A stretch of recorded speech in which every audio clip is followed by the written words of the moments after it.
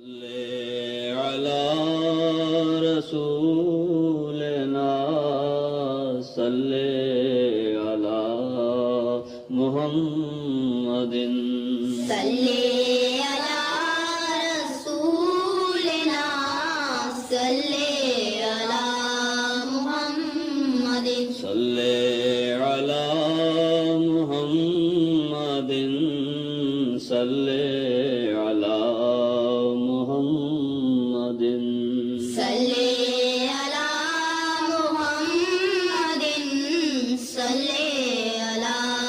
محمد صلی علی محمد صلی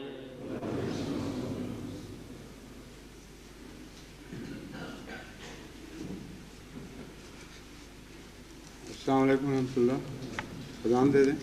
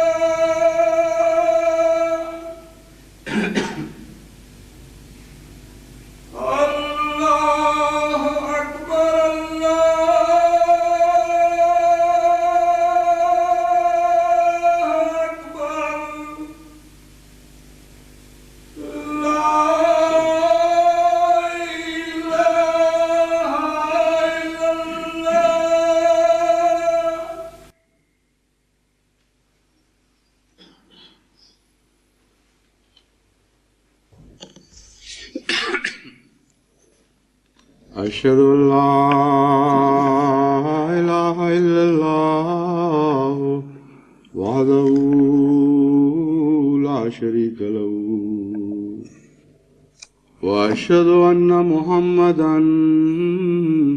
عبده ورسوله أما بعد فأعوذ بالله من الشيطان الرجيم بسم الله الرحمن الرحيم الحمد لله رب العالمين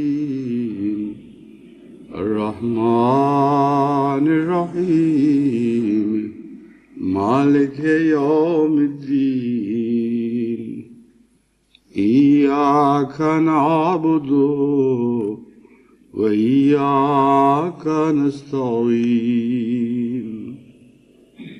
اهدنا الصراط المستقيم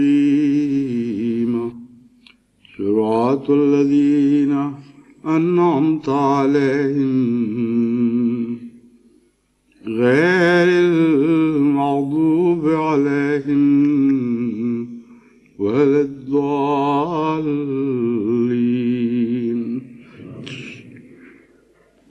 يا أيها الذين آمنوا كتب عليكم الصيام كما كتب على الذين من قبلكم لعلكم تتقون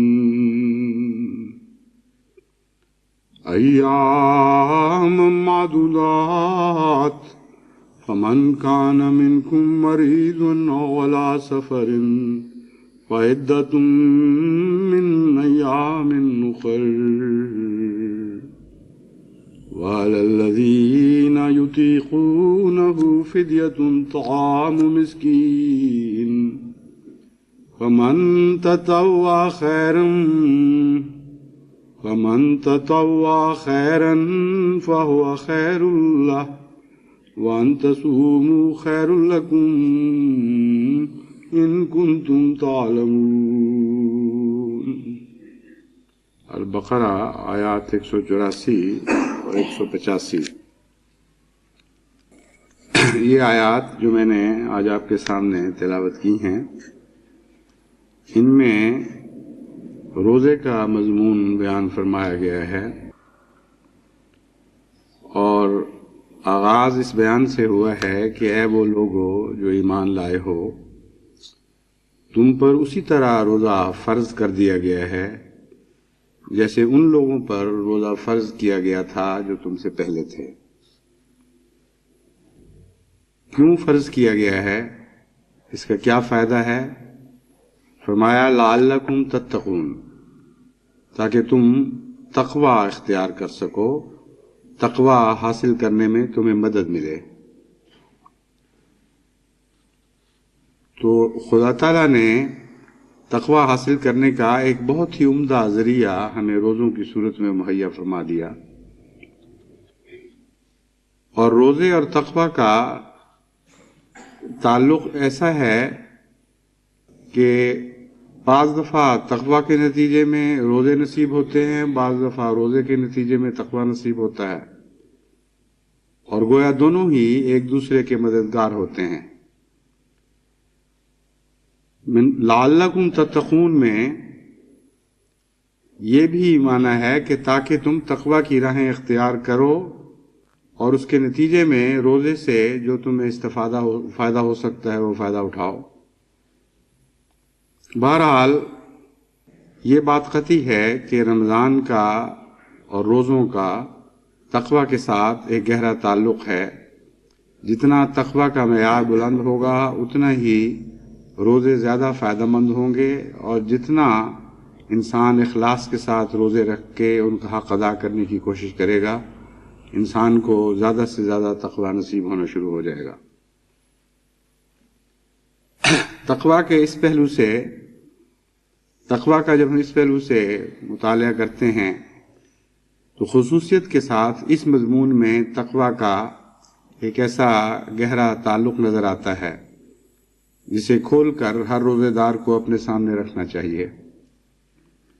تقوی بنیادی طور پر بچنے کو کہتے ہیں، اعتراض کرنے کو، گریز کرنے کو، اور اس میں یہ مفہوم داخل ہے کہ بری چیز سے، ضرر والی چیز سے، شر والی چیز سے بچنا۔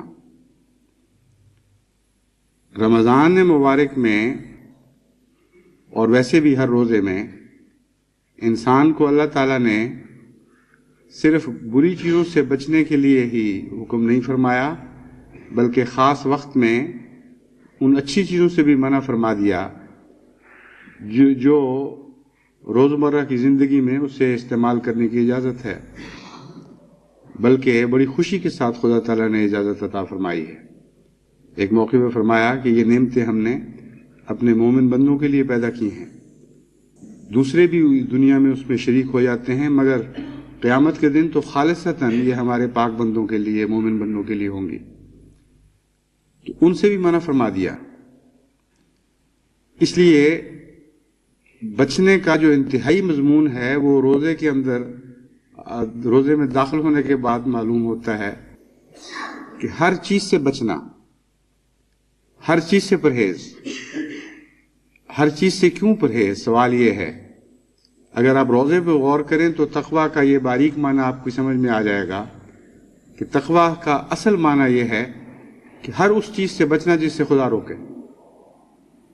نیکی بدی کے ذاتی فلسفے میں داخل ہی انسان کو ہونے کی ضرورت نہیں ہے، کیونکہ اگر نیکی بدی کے فلسفے میں داخل ہو کر یہ تفریق شروع کر دے کہ بد کیا ہے اور نیک کیا ہے، تو ہر قوم کا نیک و بد کا معیار بدلتا جاتا ہے۔ ایک نہایت ہی مکروہ چیز جس کے تصور سے آپ کو کھانا کھاتے وقت متلی ہو جائے گی، بعض قومیں اس قدر شوق سے کھاتی ہیں، ایک دوسرے کے ساتھ دوڑ کے مقابلہ کر کے ان چیزوں کو پکڑتی ہیں۔ اگر تقویٰ کا یہ مفہوم لیا جائے صرف کہ ہر بری چیز کو چھوڑ دو، تو بہت سے ایسے لوگ ہیں جو یہ کہیں گے کہ ہاں ہر بری چیز کو چھوڑتے ہیں، ہمارے نزدیک فلاں اچھی چیز ہے اس لیے ہم نہیں چھوڑتے۔ شراب بہت اچھی چیز ہے بعضوں کے نزدیک، سور بہت اچھی چیز ہے بعضوں کے نزدیک۔ افریقہ میں چوہا کھانے کا اتنا شوق ہے کہ بعض ممالک میں چوہا مرغی سے زیادہ مہنگا بکتا ہے۔ ہمارے ایک احمدی استاد نے وہاں سے چٹھی لکھی کہ آج ہماری کلاس کا حرج ہو گیا کیونکہ چوہا نکل آیا تھا اور سارے بچے چوہا پکڑنے کے لیے دوڑ پڑے، اور جب چوہا نکلے تو اس وقت کوئی کنٹرول باقی نہیں رہتا، اتنا پسند ہے ان لوگوں کو۔ تو آپ کا تقویٰ اور ہو گیا، اس کا تقویٰ اور ہو گیا، آپ کو چوہے کے نام سے بھی کراہت آتی ہے، اور وہ چوہے کی خاطر اب کلاس بھی چھوڑ دیتے ہیں، ہر دوسری چیز سے غافل ہو کر چوہے کے پیچھے لپکتے ہیں۔ تو خدا تعالیٰ نے یہاں آ کر تقویٰ کا ایک ایسا مضمون سمجھا دیا جو روزوں کی برکت سے ہمیں معلوم ہوا کہ اس کے بعد پھر انسان کے لیے کسی مزاج کی تفریق کا کوئی سوال باقی نہیں رہتا، معاشرے کے فرق کا کوئی سوال نہیں باقی نہیں رہتا۔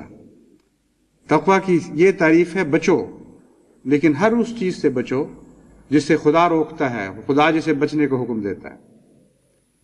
چنانچہ رمضان میں داخل ہو کر تقویٰ اپنے عروج کو پہنچتا ہے، اور خدا جب بری چیزوں کی بجائے اچھی چیزوں سے بھی رکنے کا حکم دیتا ہے تو آپ اس سے بھی رک جاتے ہیں، اس وقت وہ چیزیں بری ہو جاتی ہیں۔ بس نیک و بد کی تمیز کا ایک ہی راز ہے کہ اللہ تعالیٰ سے نیک و بد کا، اللہ تعالیٰ کے رضا کی کسوٹی پر نیک اور بد کو پرکھا جائے۔ جو رضا کے مطابق ہے وہ نیک ہے، جو رضا کے خلاف ہے وہ بد ہے۔ تو رمضان مبارک ہمیں تقویٰ کی بہت ہی اعلیٰ تعلیم دیتا ہے۔ بس جب ہم خدا کی رضا کی خاطر اچھی چیزوں سے بھی پرہیز کرنے لگ جاتے ہیں تو ہم میں ایک قوت پیدا ہوتی ہے کہ جو بری چیزیں ہیں ان سے بدرجہ اولیٰ پرہیز کریں، اور ان کے خلاف دل میں ایک طبی طور پر طاقت پیدا ہو جاتی ہے۔ عام طور پر باتیں کرنا معیوب نہیں ہے، مگر رمضان میں روزہ رکھنے کے بعد عام باتیں کرنا بھی معیوب بن جاتا ہے، سوائے اس کے کہ ضرورت ہو، ورنہ زیادہ تر ذکر الہی میں وقت خرچ ہونا چاہیے۔ اور اللہ تعالیٰ پسند نہیں فرماتا کہ روزہ رکھ کے اپنی روزمرہ کی دستور میں کوئی فرق ہی نہ ڈالو۔ بعض بدیاں ویسے ہی بدی ہیں، لیکن رمضان شریف میں داخل ہونے کے بعد ان کی بدیوں کی اہمیت بہت زیادہ بڑھ جاتی ہے، اور وہ اگر پہلے کم گناہ تھا تو گناہ کبیر بن جائیں گی۔ ایسے افعال جن کی عام حالات میں اجازت ہے ان پر رمضان میں کرنے میں بعض دفعہ روزے کے دوران کرنے پہ شدید سزا بھی عائد کی جاتی ہے۔ تو یہ سارا عرصہ جو ایک مہینے کا ہم اس ریاضت میں سے گزریں گے، اس میں ہمیں بدیاں چھوڑنے کی مزید طاقت ملے گی۔ لعلہم تتقون کا مطلب یہ ہے روزے رکھو گے تو تم بہت سی بدیوں سے بچنے کی طاقت پاؤ گے جو روزے کے بغیر ویسے تمہیں نصیب نہیں تھی۔ بسا اوقات ایک انسان جب رمضان میں داخل ہوتا ہے بہت سی بدیوں کے بوجھ اٹھا کر داخل ہوتا ہے، اور جب نکلتا ہے تو بہت ہلکا پھلکا ہو کے نکلتا ہے. اگر بہت نہیں تو کم از کم کچھ نہ کچھ بدیاں اس کی پیچھے رہ جاتی ہیں. لیکن اس کے بعد کچھ عرصے کے بعد بعض دوست مجھے خط لکھتے ہیں، وہ کہتے ہیں کہ ہماری تو حالت ہی بڑی خطرناک ہے. رمضان میں خدا تعالیٰ نے توفیق بخشی، بہت سی کمزوریاں دور کیں، اور رمضان کے بعد پھر وہ واپس آنی شروع ہو گئیں. امر واقعہ یہ ہے کہ کمزوریوں کو دور کرنے کا معاملہ سمجھنے کے لیے در حقیقت ایک زمیندار کی آنکھ سے فصلوں کی حالت اور ان فصلوں پر حملہ کرنے والے نقصان دہ جراثیم اور کیڑے مکوڑوں کے مقابلے کی حالت کو دیکھنا چاہیے. اس وقت انسان کو سمجھ آ جاتی ہے کہ طبی فطرت کے طبی تقاضے کیا ہیں. ایک اچھا زمیندار خوب جانتا ہے کہ اگر جڑی بوٹی یا نقصان دہ کیڑوں سے اپنے کھیت کو میں ایک دفعہ بچا لوں، ان کی تلفی کر دوں، ان پہ سپرے کروں، یا اور مختلف ذرائع سے جڑی بوٹی کو کھیٹ کر پھینک دوں، تو پہلے چند دن بہت ہی لطف آتا ہے اس کو دیکھ کر. اور اگر انسان اسی پر راضی ہو کر غافل ہو جائے اور یہ سمجھے کہ بس کافی ہو گئی، تو چند دن کے بعد پھر جڑی بوٹی سر نکالنا شروع کر دیتی. بس بدیوں کا بھی انسان کے ساتھ یہی معاملہ ہوتا ہے. اگر کوئی انسان ایک دفعہ بدی کو دور کر دے اور مطمئن ہو کے بیٹھ جائے کہ اب میں بدیوں سے فارغ ہو گیا، تو اس کی مثال ایسے زمیندار کی سی ہوگی جو ایک دفعہ جڑی بوٹیاں تلف کرنے کے بعد اطمینان پا جائے اور سمجھے کہ اب سارا سال جڑی بوٹیاں اس کھیت کا رخ نہیں کریں گی. لوگ سمجھتے نہیں کہ زمیندار کو کتنی مسلسل محنت اور کتنی مسلسل نگرانی کی ضرورت پڑتی ہے. کیونکہ کارخانہ چلنے کی آواز نہیں آ رہی، کوئی شور نہیں پڑ رہا، اس لیے لوگ سمجھتے ہیں کہ زمیندارہ بڑا آسان کام ہے. ایک زمیندار پھر رہا کھیت کے کنارے، ایک بنا توڑ دیا، پانی ڈال دیا اور بس، یا ہل چلا دیا، یہی اس کی زندگی ہے. امر واقعہ یہ ہے کہ زمیندارہ سے زیادہ فی الحقیقت اور کوئی مشکل کام نہیں ہے. اتنی باریک نگرانی کی ضرورت ہے اور اتنی مسلسل محنت کی ضرورت ہے کہ اگر اس سے انسان عدم توجہ کرے تو فائدے کی بجائے نقصان میں داخل ہو جاتا ہے، اور بعض دفعہ پھر اپنی زمینیں بھی بیچ دینی پڑتی. بہت ہی فرق ہے اچھے زمیندار اور برے زمیندار کی حالت کا، حالانکہ بظاہر ان کے حالات ایک جیسے بھی ہوں. اس لیے جڑی بوٹی کو جس طرح زمیندار تلف کرتا ہے اور جانتا ہے کہ پھر آئے گی اور دوبارہ سر اٹھانے کی کوشش کرے گی اور مجھے ہمیشہ نگرانی کرنی پڑے گی، جس طرح زمیندار کیڑے مکوڑے کو تلف کرتا ہے اور پھر جانتا ہے کہ دوبارہ حملہ کریں گے اور مجھے اس سے غافل نہیں ہونا چاہیے، اور تیار رہتا ہے کہ جب بھی وہ بیماری سر اٹھائے دوبارہ اس کے سر کو کچلنے کی کوشش کرے گا، تو پھر ایسا زمیندار یقیناً اللہ تعالیٰ کے فضل کے ساتھ اپنی محنت سے بہت زیادہ پھل پاتا ہے، اور سال بسال اس کے کھیت کی حالت بہتر ہوتی چلی جاتی ہے. اگر لمبا عرصہ نگرانی کی جائے تو کچھ عرصے کے بعد یوں معلوم ہوتا ہے کہ اس کھیت کو تو کیڑے چھوڑ بیٹھے ہیں، گویا اس کھیت کی طرف رخ ہی نہیں کرتے.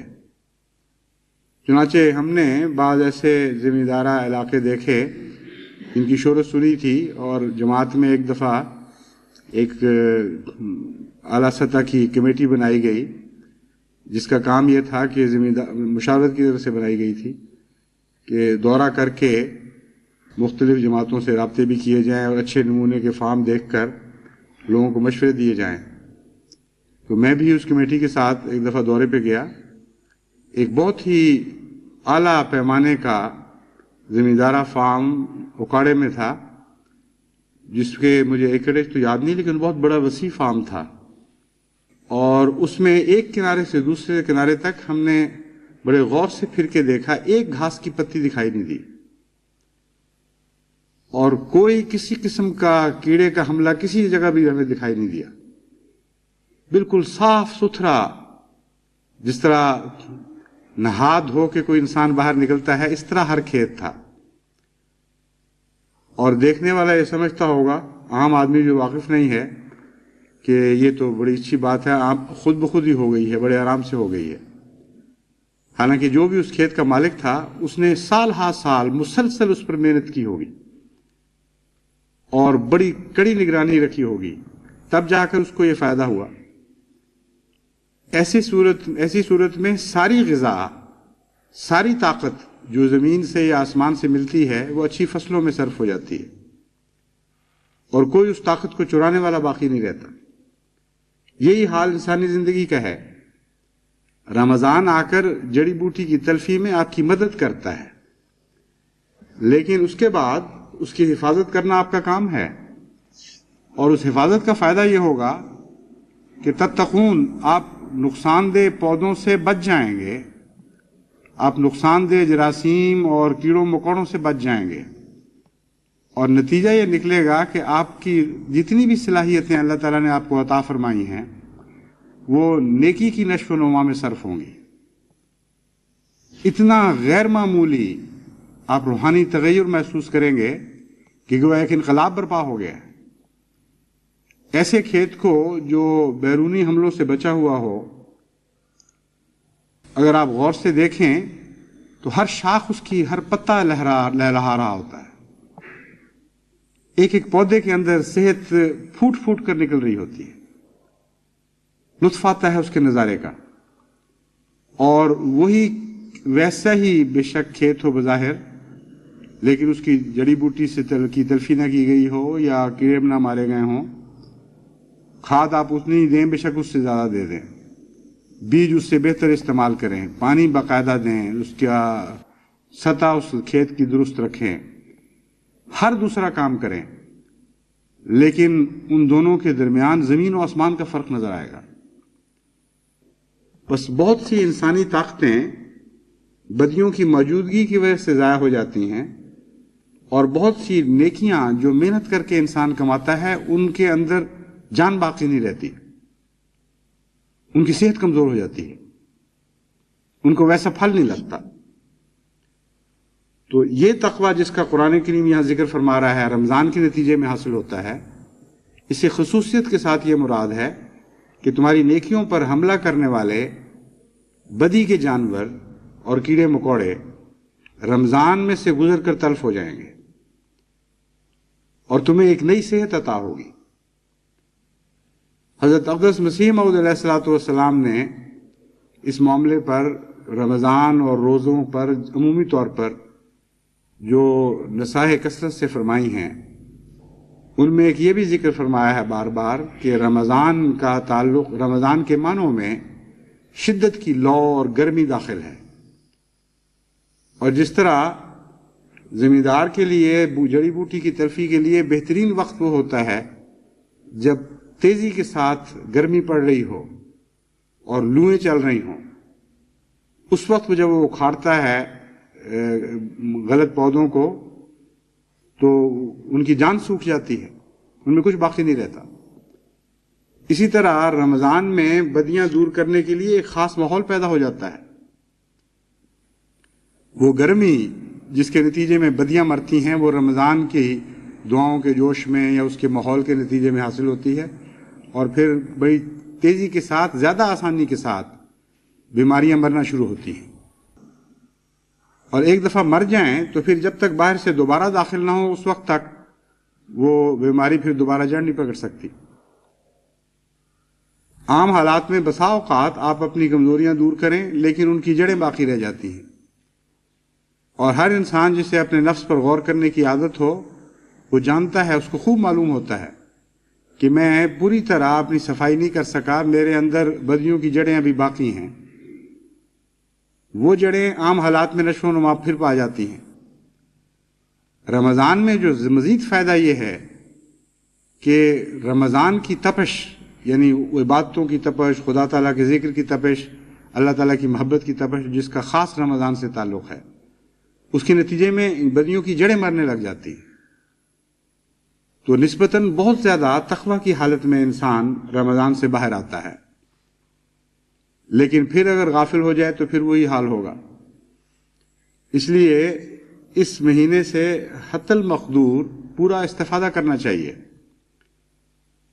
ایک اور بدیوں سے بچنے کا طریق یہ ہے کہ رمضان میں بعض زائد نیکیاں جو پہلے نہیں تھیں وہ حاصل کرنے کی کوشش کی جائے.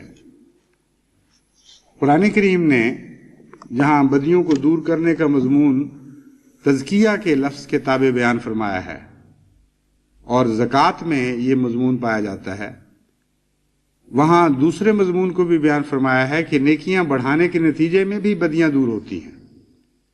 ان الحسنات یذہبن السیئات، یقیناً نیکیاں بدیوں کو دور کرنا شروع کر دیتی ہیں.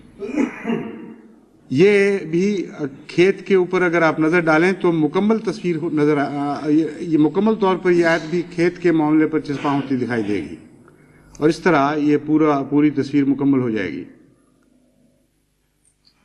تزکیہ بدیوں کو دور کرنے کا ذریعہ ہے اور اس کے نتیجے میں زکوٰۃ نصیب ہوتی ہے. زکوٰۃ کا معنی ایک یہ ہے کہ اچھی چیزیں پرورش پائیں اور تیزی سے نشو و نما حاصل کریں. تو جب آپ بدیاں دور کرتے ہیں تو نیکیاں نشو و نما پاتی ہیں، اور اگر نیکیوں کے اندر آپ اور نیکیاں داخل کر لیں تو بیچ میں بدیوں کے اگنے کے فاصلے کی جگہ باقی نہیں رہتی. یہ بھی ایک بڑا دلچسپ زمیندارہ تجربہ ہے کہ جن زمینداروں کے پاس کھیت کھلا ہو اور اس میں جتنے پودے فصل کے داخل کیے جا سکتے تھے اتنے داخل نہ کیے گئے ہوں، یعنی کاشت نہ کیے گئے ہوں، بیچ میں خلا رہ جائیں، تو اس بیچارے کے لیے اس خلا کو جڑی بوٹی سے دور کرنے کے لیے بہت زیادہ محنت کرنی پڑتی ہے. اور ذرا بھی غافل ہو جائے تو پھر وہاں کچھ نہ کچھ ضرور اگاتا ہے. یہ قانون قدرت ہے. خلا نہیں پیدا ہوتا، خلا اگر پیدا ہوگا تو ارد گرد کی طاقتیں ضرور وہاں دخل اندازی کریں گی.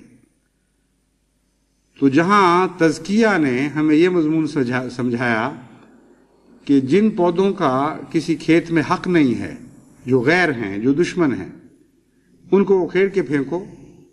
وہ جو اس کھیت کے سگے اور اپنے ہیں ان کی نشو و نما میں بہت زیادہ قوت پیدا ہو جائے گی اور پہلے سے زیادہ ان میں برکت نظر آئے گی. دوسری طرف یہ فرمایا کہ خالی جگہوں کو نیکیوں سے بھرنا شروع کرو تاکہ بدیوں کے لیے جگہ باقی نہ رہے. اس مضمون کو اگر آپ سمجھ لیں تو آئندہ بدیوں سے مقابلے کے لیے ایک بہت ہی عظیم راز آپ کے ہاتھ میں آ جائے گا. امر واقعہ یہ ہے کہ انسان کا وقت محدود ہے اور اس کی دلچسپیاں بھی محدود ہیں. اگر انسان کے اندر جتنی بھی خدا نے استطاعت رکھی ہے، اور ہر انسان کی استطاعت کئی پہلوؤں سے بدل جاتی ہے، مگر جس شخص کی جتنی بھی استطاعت ہے، اگر اس کی ساری استطاعت میں نیکیوں کے پودے لگا دیے جائیں تو بدیوں کے داخل ہونے کا امکان بہت ہی بعید کی بات ہو جائے گی. اور اگر خلا چھوڑ دیے جائیں تو باوجود محنت کے پھر کچھ نہ کچھ بدیاں اس میں ضرور اگنا شروع ہو جائیں گی. تو رمضان سے فائدہ اٹھانے کے لیے دوسرا طریق یہ ہے کہ آپ اپنی حسنات کو بڑھائیں، بالارادہ سوچ کر کہ فلاں میرے دوست میں یہ خوبی پائی جاتی ہے، مجھ میں نہیں ہے، میں کوشش کرتا ہوں کہ اس رمضان شریف میں یہ خوبی بھی مجھے حاصل ہو جائے یا میں اس پر عمل درآمد شروع کر دوں. تو اس کے نتیجے میں اللہ تعالیٰ فرماتا ہے پھر تمہاری بعض برائیاں بھی دور ہونی شروع ہو جائیں گی.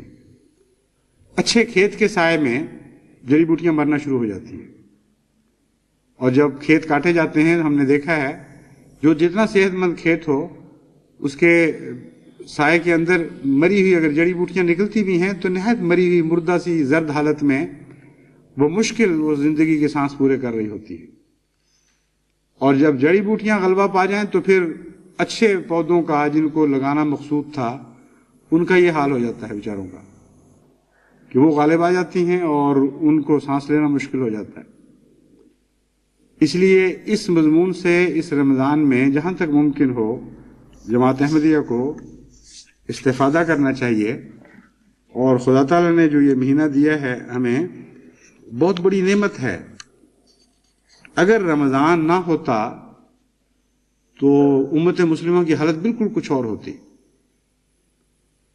باوجود اتنی گراوٹ کے جو 14 صدیوں کی دوری نے رسول اکرم صلی اللہ علیہ وسلم کی ذات سے 14 صدیوں کی دوری نے مسلمانوں میں پیدا کی، اس کے باوجود رمضان کے مہینے کی برکتوں سے بہت سی نیکیاں زندہ ہیں اور بہت سی بدیاں ہیں جو داخل ہوتے ہوتے پھر واپس نکال دی جاتی ہیں.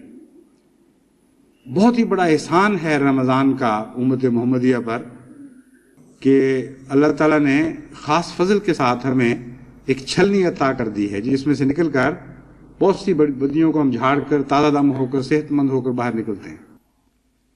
جسمانی لحاظ سے بھی اس کے بڑے فوائد ہیں، معاشرتی لحاظ سے بھی بڑے فوائد ہیں. کسی عبادت کے اتنے گہرے اثرات انسانی استطاعت کے ہر حصے پر نہیں پڑتے جتنے رمضان کے یا روزوں کے انسانی استطاعت کے ہر حصے پر پڑتے ہیں.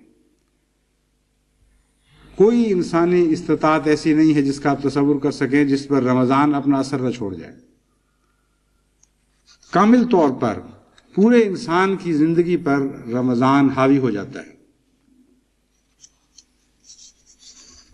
آن حضرت صلی اللہ علیہ وآلہ وسلم نے رمضان کے متعلق جو چند بہت سی نصائح فرمائی ہیں ان میں سے چند میں آپ کے سامنے پڑھ کے سناتا ہوں تاکہ ان بابرکت اور بے حد گہری تاثیر رکھنے والی نصائح سے آپ استفادہ کر سکیں. حضرت ابو ہریرہ رضی اللہ تعالیٰ عنہ بیان کرتے ہیں کہ آن حضرت صلی اللہ علیہ وسلم نے فرمایا، اللہ تعالیٰ فرماتا ہے انسان کے سب کام اس کے اپنے لیے ہیں مگر روزہ میرے لیے ہے اور میں خود اس کی جزا بنوں گا. یعنی اس کی اس نیکی کے بدلے میں اسے اپنا دیدار نصیب کروں گا. ابھی چند دن پہلے ہالینڈ میں ایک دوست نے یہی سوال کیا تھا کہ ہر نیکی انسان کی خدا کے لیے ہوتی ہے، روزے کو خاص طور پر یہ کیوں کہا گیا کہ وہ خدا فرماتا ہے وہ میرے لیے ہے گویا. تو واقعہ یہ ہے کہ کسی نیکی کا انسان کی ہر طاقت سے تعلق نہیں ہے سوائے روزے کے. کسی نیکی کا کچھ طاقتوں سے تعلق ہے، کسی نیکی کا کچھ اور طاقتوں سے تعلق ہے، یہ لیکن پورا وجود خدا کی رضا کے تابع کرنے کے لیے روزے کی ضرورت پیش آتی ہے. اس میں ہر قربانی داخل ہو جاتی ہے، ہر عبادت داخل ہو جاتی ہے. تو گویا جب انسان اپنے پورے وجود کو خدا کے سپرد فرما کر دے تو اس کی جزا خدا بن جاتا ہے، اور اگر پورا وجود نہ دے تو اس کی کچھ نہ کچھ دوسری جزا ہوگی. پورے وجود کا پورا وجود جزا ہے. ان معنوں میں آپ اس سے بہتر سمجھ سکیں گے. یعنی ایک لحاظ سے تو انسان اپنا پورا وجود چھوڑ کے اپنی اگلی پچھلی ساری نسلیں بھی خدا کو دے دے تو اس کے مقابل پر خدا کی ذات کا سودا نہیں ہو سکتا. اس لیے اس کو آسان کرنے کے لیے اللہ تعالیٰ پیار کے سودے اس طرح فرماتا ہے، کہتا اچھا یوں کرتے ہیں تم مجھے پورا دے دو میں پورا تمہارا ہو جاتا ہوں. اور یہ مضمون روزے میں سمجھ آتا ہے. اس لیے حضرت اقدس محمد مصطفیٰ صلی اللہ علیہ وآلہ وسلم نے اسے آسان کر کے ہمیں سمجھا دیا کہ بہت ہی عظیم الشان موقع ہے. خدا تعالیٰ فرماتا ہے تم نے سب کچھ مجھے دیا، اپنی ہر طاقت میں سے مجھے لوٹایا ہے. چونکہ تم پورے میرے ہو رہے ہو اس لیے میں اب آج پورا تمہارا ہو جاتا ہوں. ورنہ یہ مطلب نہیں ہے کہ نمازوں میں نفسانیت پائی جاتی ہے یا حج میں نفسانیت پائی جاتی ہے، زکوٰۃ میں نفسانیت پائی جاتی ہے. ایک تمثیل ہے جس کے ذریعے ایک محبت اور عشق کا راز سمجھایا گیا ہے.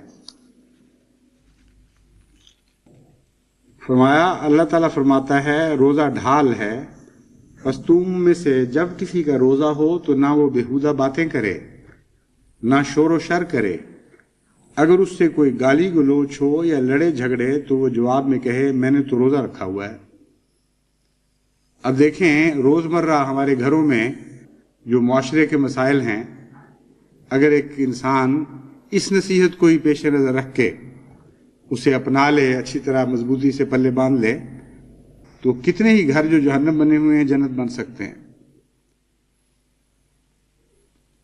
ایک مہینے کی یہ ریاضت ہے صرف، لیکن جو ایک مہینہ مسلسل اپنے گھر میں سخت کلامی سے بچ جائے، گالی گلوچ سے بچ جائے، اسے یقیناً اپنے گھر میں ایک ایسی پاکیزہ تبدیلی دکھائی دے گی کہ سوائے اس کے کہ بالکل ہی کوئی جاہل مطلق ہو، یہ ہو نہیں سکتا کہ وہ ایک مہینے کے بعد دوبارہ وہ بدیاں شروع کر دے اور اپنے گھر کو اپنے ہاتھوں سے پھر جہنم بنا لے۔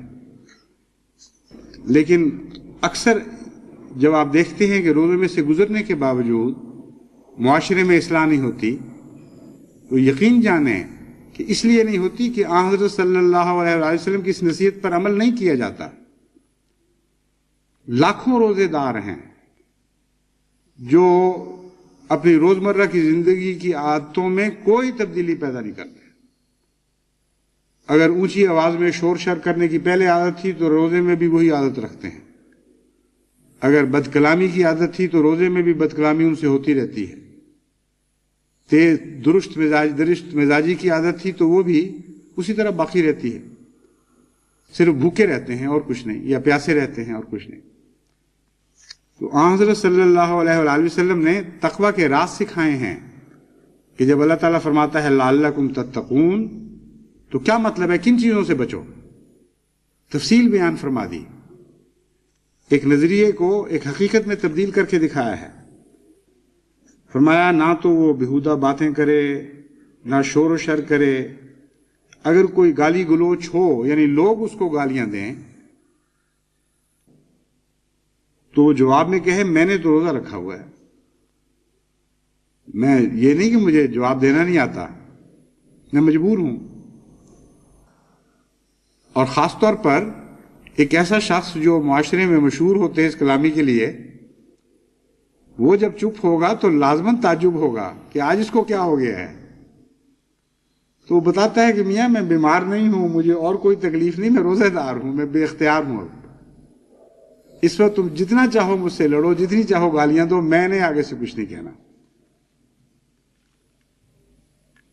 اس کے بعد آن حضرت صلی اللہ علیہ وسلم فرماتے ہیں قسم ہے اس ذات کی جس کے قبضہ قدرت میں محمد کی جان ہے، روزے دار کی منہ کی بو اللہ تعالیٰ کے نزدیک کستوری سے بھی زیادہ پاکیزہ اور خوشگوار ہے۔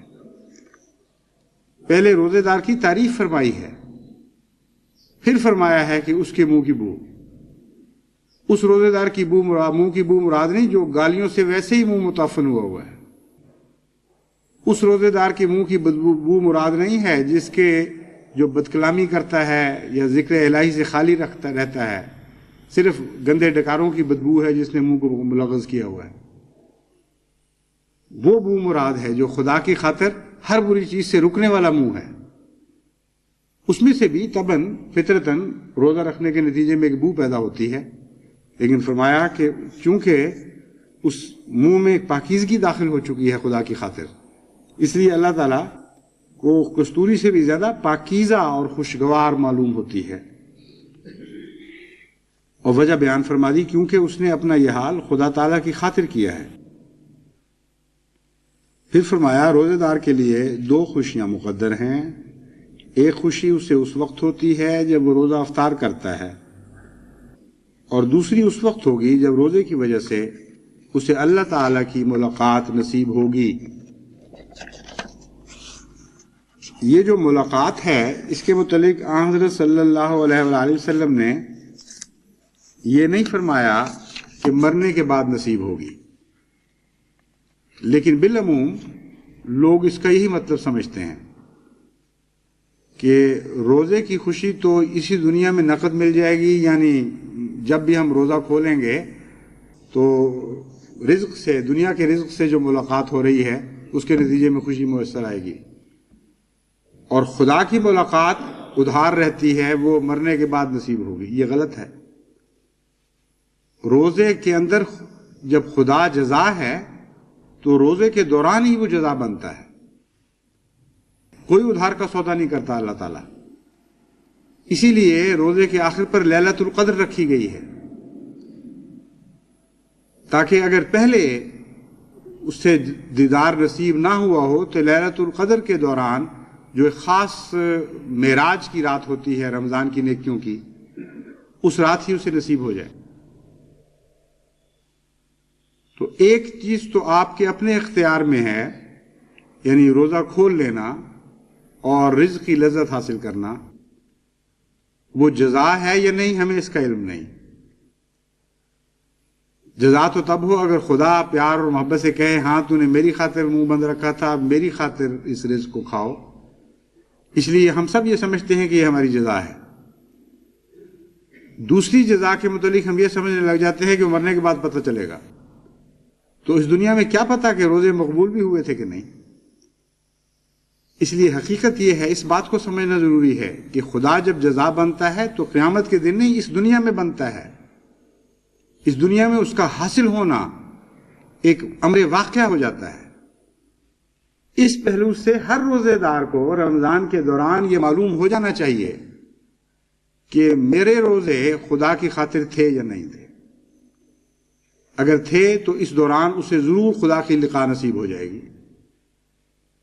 لقاء سے مراد یہ تو نہیں کہ خدا اپنی تمام شان کے ساتھ اس پر جلوہ گر ہوگا، کیونکہ موسیٰ کی لقاء اور تھی اور محمد مصطفیٰ کی لقاء اور تھی۔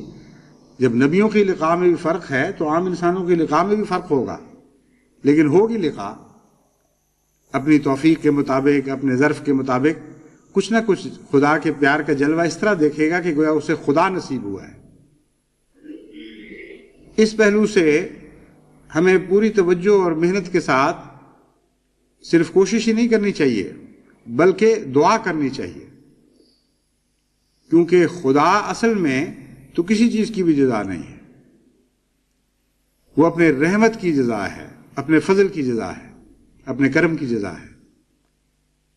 اس سے کوئی سودا ہو ہی نہیں سکتا۔ یہ تو محض اس کے پیار کی باتیں ہیں، دلداری کی باتیں ہیں، جو کہتے ہیں ہاں میں تمہارا سودا ہوں۔ اس لیے سب سے زیادہ حقیقت، سب سے گہری حقیقت اس بات میں ہے کہ آپ عاجزانہ دعا کریں کہ اے خدا ہم نے جو کچھ بھی کیا ہے ہم جانتے ہیں جو اس کا حال ہے، اس لیے تو محض اپنے فضل اور رحمت کے نتیجے میں ہماری جزا بن جا۔ جس طرح ہم اپنی غفلتوں سے غافل رہے ہیں اس دنیا میں، تو بھی ہماری چشم پوشی فرما، اور باوجود سب کمزوریوں کے ہمیں فضل کا یہ اپنا کرشمہ دکھا، یہ رحم کا جلوہ دکھا کہ گویا ہم سمجھے کہ ہاں اللہ ہمارے روزوں کے بدلے ہمارا ہو گیا۔ اس قسم کی عاجزانہ دعائیں کریں، گریہ وزاری کریں، اپنے اعمال پر بنا نہ رکھیں، اللہ کے رحم کی طرف نگاہ رکھیں، تو بہت سی کمزوریاں، بہت سی غفلتوں کی حالتیں جو خود ہماری نظر میں بھی نہیں آتی، اللہ بھی ان سے چشم پوشی فرما سکتا ہے اور فرما دیتا ہے۔ اور اس کے نتیجے میں کوئی بعید نہیں کہ لاکھوں احمدیوں کو اسی رمضان مبارک میں اس طرح خدا کی لقاء نصیب ہو کہ پہلے کبھی نصیب نہ ہوئی۔ اور یہی ترقی کا سب زندگی کی ترقی کا راز ہے، یہی فلاح کی کنجی ہے، جس کے بعد پھر ایک ہمیشہ کی زندگی اسی دنیا میں انسان کو نصیب ہو جاتی ہے۔ انسان اس عالم فنا میں رہتا ہوا عالم بقا میں داخل ہو جاتا ہے۔ رمضان عالم بقا لے کر آپ کے لیے آ رہا ہے، آب حیات ہے۔ اس کا ایک گھونٹ آپ حقیقت میں بھر لیں، جس طرح کہ حضرت صلی اللہ علیہ وآلہ وسلم نے فرمایا ہے، تو ایک ہی گھونٹ آپ کے لیے ہمیشہ کی زندگی کا پیغام لا سکتا ہے۔ اللہ تعالی ہمیں اس کی توفیق عطا فرمائے۔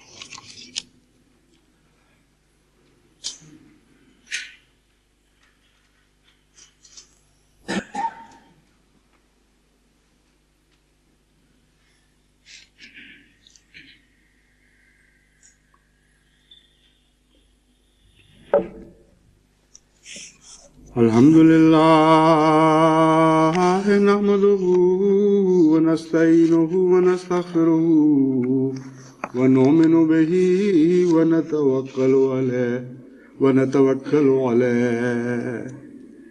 ونعوذ باللہ من شرور انفسنا ومن سیئات اعمالنا من يهده الله فلا مضل له ومن يضلل فلا هادي له ونشهد أن لا إله إلا الله وحده لا شريك له ونشهد أن محمدا عبده ورسوله عباد الله رحمكم الله إن الله يأمر بالعدل والإحسان وإيتاء ذي القربى وينهى عن الفحشاء والمنكر والبغي يعظكم لعلكم تذكرون اذكروا الله يذكركم وادعوه يستجب لكم ولذكر الله أكبر